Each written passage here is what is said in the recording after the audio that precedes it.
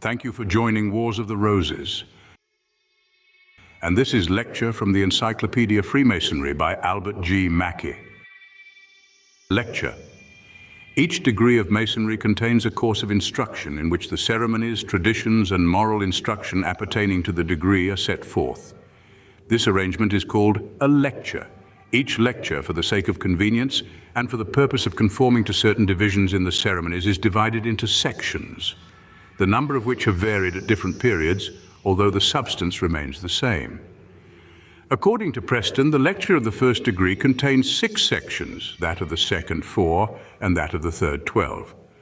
But according to the arrangement adopted in this country, commonly known as the Webb lectures, there are 3 sections in the first degree, 2 in the second, and 3 in the third. In the entered apprentices, the first section is almost entirely devoted to a recapitulation of the ceremonies of initiation. The initiatory portion, however, supplies certain modes of recognition. The second section is occupied with an explanation of the ceremonies that had been detailed in the first, the 2 together furnishing the interpretation of ritualistic symbolism.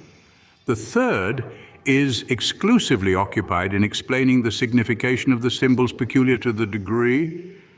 In the Fellow Crafts degree, the first section, like the first section of the Entered Apprentice, is merely a recapitulation of ceremonies with a passing commentary on some of them. The second section introduces the neophyte for the first time to the differences between operative and speculative Masonry and to the Temple of King Solomon as a Masonic symbol, while the candidate is ingeniously deputed as a seeker after knowledge. The Master's degree. The first section is again only a detail of ceremonies. The second section is the most important and impressive portion of all the lectures, for it contains the legend on which the whole symbolic character of the institution is founded. The third section is an interpretation of the symbols of the degree and is, of all the sections, the one least creditable to the composer. In fact, it must be confessed that many of the interpretations given in these lectures are unsatisfactory to the cultivated mind and seem to have been adopted on the principle of the old Egyptians, who made use of symbols to conceal rather than to express their thoughts.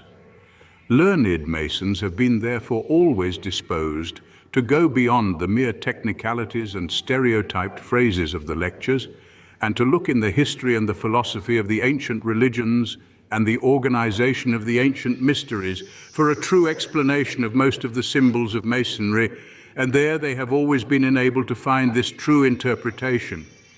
The lectures, however, serve as an introduction or preliminary essay, enabling the student as he advances in his initiation to become acquainted with the symbolic character of the institution. But if he ever expects to become a learned Mason, he must seek in other sources for the true development of Masonic symbolism. The lectures alone are but the primer of the science. Thank you for watching, and please don't forget to share, like, subscribe, and comment. And if you can, please consider donating to Wars of the Roses. Links to PayPal and Patreon are in the description. Thank you so very much.